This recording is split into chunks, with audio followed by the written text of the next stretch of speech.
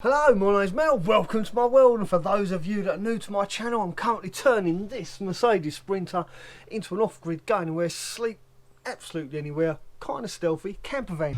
Well, I'm finally getting round to fitting my stove.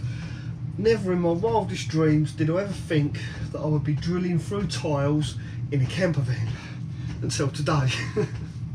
And you can probably hear I've still got a really bad cold. I'm actually going to go to the doctor's tonight, and it's pissing. Sorry, I won't swear. It's raining really bad outside. It's really cold. Thankfully, I've got my diesel heater on. You can probably hear that ticking away in the background as well. Now, talking about my diesel heater, a lot of people left a lot of comments, like a lot of negative comments about how I fitted my diesel heater. But at the beginning of the video, I did explain that I just put it there just for now, just to get it fitted and get it going, to keep me warm whilst I build the rest of this van. Eventually I will move that diesel heater. Hopefully, fingers crossed, it will fit underneath my passenger seat. That's where I hope it's going to end up eventually. But for now, I just wanted to get it in so it can warm this place up whilst I work, because it is the dead of winter and I have got a cold. So please don't fret. I know the diesel heater is not fitted properly. It is pretty much fitted in a manner that I can move it, and I did explain that from the very beginning of the video. I will be moving that diesel heater. Right, so that aside, now we've got that cleared up. These tiles are floor tiles. They're about 5mm thick, and believe me, to drill a hole through these was quite a task. I didn't film it because of the noise and the dust. And I had a mask on anyway, so yeah, I couldn't really talk while I was drilling that. Basically, all I did was use a 5mm masonry drill bit. It's just a normal, regular masonry drill bit. I marked out where the holes have got to go. Used a centre punch just to make a little indentation in the tile, literally just to chip a bit of the tile off. It's quite blunt, as you can see. It's not exactly sharp. It's just to make a little chip in the tile, so when I first started drilling, the drill doesn't slip everywhere. I did try using masking tape to put down on the tile, but it just wouldn't stick. The masking tape wouldn't stick for some reason. So I thought I'd use a centre punch, like I say, make a little mark that gives me somewhere to start to drill. And it seems to have worked out quite well. Now this is my base plate. This is out of a... Actually, this came from my LDV Maxus conversion. This checkered plate was bolted to the floor at the back. There's like a strip of it, so it's coming useful because I've used it for the base and for the back of the stove. Now, I pre-drilled holes in this, so I'd have somewhere a guide to where I've got to drill the holes in tiles, and it worked out quite well. It did take a long time. I mean, I watched a YouTube video about drilling holes in tiles, and he said don't use the hammer action on the drill. But I got so bored with it, I thought I'd give it a go. I started using the hammer action on the drill, and I think he was right, because I'm actually cracked one of these rear tiles. It's got a big crack in it. So is this one. So I've cracked both rear tiles. Front tiles are okay. They look okay anyway. Can't see any cracks. I'll bring you forward and I'll show you what I mean. It's not too bad, they're just cracked. I'll sort of zoom you in on that so you can see for yourselves.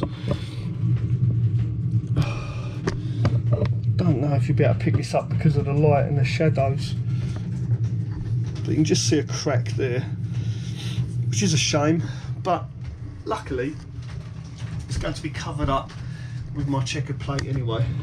So keep pointing down there. Now I drilled these holes, like I say, and I put the stove on top to make sure they was in the right place, and this one was a bit wrong, so I've ended up with a bit of a heart-shaped hole. But if I lay this on here,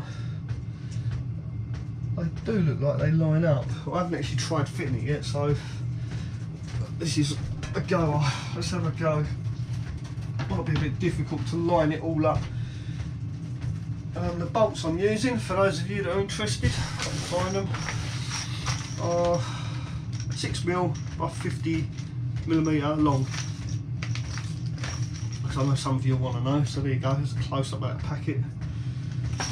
And I'm going to be putting the washer on first, So I have a washer on the bolt, and then on the opposite side underneath I've got these really big spacing washers to go underneath there. I mean, in that like that, that's not going anywhere. Once that's bolted down, you can't really use much longer than these because you won't be able to get them in. It's going to be a bit difficult.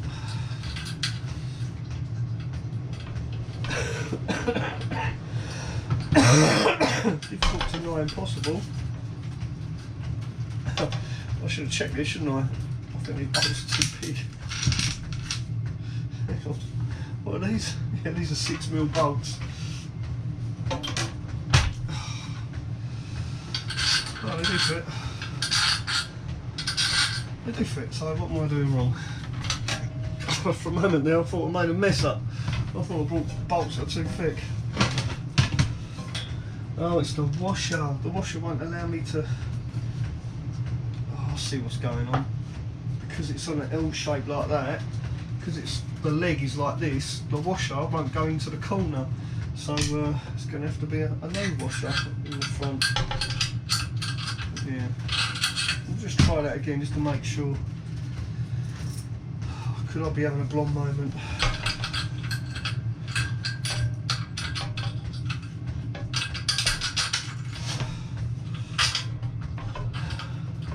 Oh, I'm having a blonde moment. That's fit. Let's get this back over the hole. I should be in bed. I should be laid up in bed on a good woman rather than doing this. Anyone know what? Or maybe not. Not a good idea. Oh, it's not going to go in. Oh, it's all going wrong. Look, I made the hole too bloody small.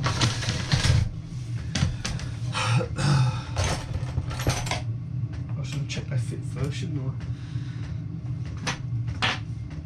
Cut! My battery on my drill's gone flat. Oh, they fit. Look, what's wrong with that? It's a bit tight, but they fit. Oh, I knew it wouldn't be easy. Right, so a little slight change of plan. I've poked the bolts up from underneath, so they're coming up rather than me trying to struggle to put them down, I think. And now what I need to do is place this on top of them. Also, I've loosened the actual legs of the stove as well, so they've got a little bit of movement just to help me line it all up and guide it in place. That's the plan anyway. I don't recommend anyone do this when they're not feeling well. So hopefully, there we go. Oh, there's always one. One there. One there. And the one at the back would be the awkward one, wouldn't it? Oh, there you go. See. So that's all the bolts in place. I'm out of breath. All I've got to do now is put the nuts on top. I don't know if I'm going to be able to do them up. Okay, so if anyone else is thinking of installing one of these stoves, I'd recommend getting smaller bolts. Maybe use 5mm rather than 6mm, just to give yourself a bit more tolerance. What size these are? Yeah, that should work. I think I'm going to have to do them up, hold the nut on top, and then turn the bolt from underneath. Yeah, that's alright, because it means it won't turn. Look, it is turning. Oh, there you go. It's doing up now. I'm just going to go and get a different tool. There's always the right tool for the right job. And that ain't it. Back in a minute. Right, so what I've got is little screwdriver attachments. My socket, oops, stay there. My socket goes on a screwdriver, just makes it that bit easier to do up, hopefully. says. Yeah, that's it. That's doing up now. Right, so I'm just going to go around, do all these up, and then I'll get back to you. It's really fiddly, but there you go, that's the last one. God, I was chucking it down with rain. Don't think I'll be putting the flue in today. I have to film that when it stops raining, I think. There you go, that's well and truly in place now. Now a lot of people have said to me, are you going to get a coffee pot for the top of it? Oh yeah, too right. I ordered this off eBay, it did say small coffee pot. Didn't expect it to be that small.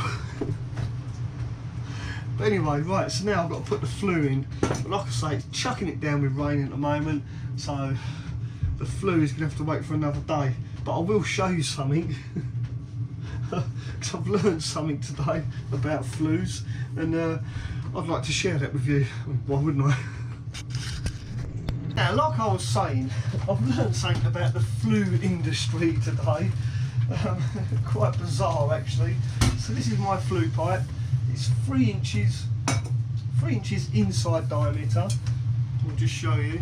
So it's 3 inches double wall. And then this larger part is a 5-inch insulated. So this is insulated. So I need a bracket. I want a bracket to go around this thicker piece of pipe to go to the wall, just to help support it, stop it moving around.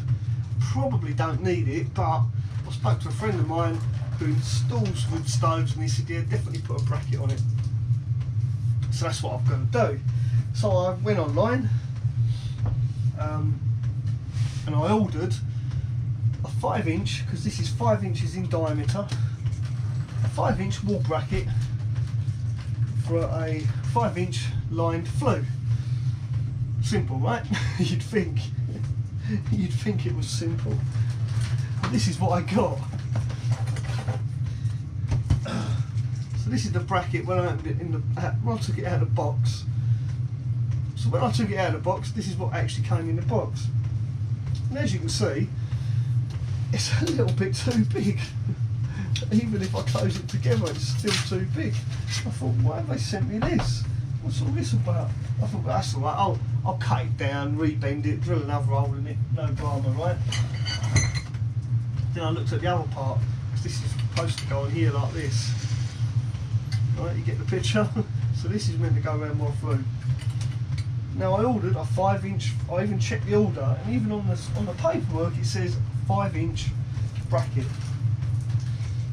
But no, this is in fact 7 inches in diameter, much to my surprise, because apparently the stove and fireplace industry recognise the size of your flue pipe going by the inside diameter. So a 5-inch flue, insulated flue, will in fact be 7 inches diameter on the outside, because it's got 1 inch of insulation all the way around it. How does that make any sense at all? Even on the paperwork, I kid you not, because I thought they must have sent me the wrong one. There you go, I'll show you this just to show. It says the diameter is 125mm, which is about 5 inches. Quite plain as day. And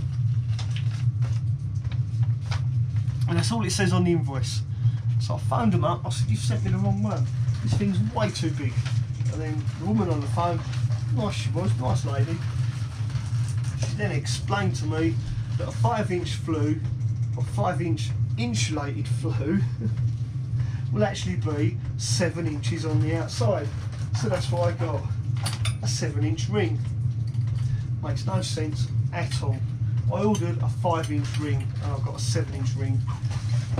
And all because I ordered a 5-inch ring for a 5-inch insulated flue. So I said to the lady, so what I should have really ordered was a 3-inch ring for an insulated flue. That way I would have got a 5-inch ring. She went, yeah, that's right. So I'm sending this back. I'll probably do it today actually because it's raining. I'm not going to get much more done today. Sending it back, getting my money back, and then I'll see if I can get a 5-inch ring off of my friend. So another question a lot of people have asked me, how are you going to make it stealthy? How are you going to make a flue coming out of your van look stealthy with a chimney pot on top? It's obvious it's a stove flue, right? I've got a cunning plan. Now this was an elbow, a stainless steel elbow made for whatever, so I cut a bit off of it. That's going to fit on top of there. Now what's it look like? Looks like an exhaust, right? Stealth. I need to figure out how to fix it, probably 4 screws going in. And then in the summer I can take it off and simply put a cap over the top. But in the winter I'll have that on the roof like that, and it just looks like an exhaust pipe coming out the roof. Good day. So if you like this video, please do give me the thumbs up. Don't forget, if you are new to my channel, please do consider subscribing. And by subscribing to my channel, you help my channel grow, you help me feed a cat. I've got 2 and they're hungry. Thanks for watching, and ta-ra for now.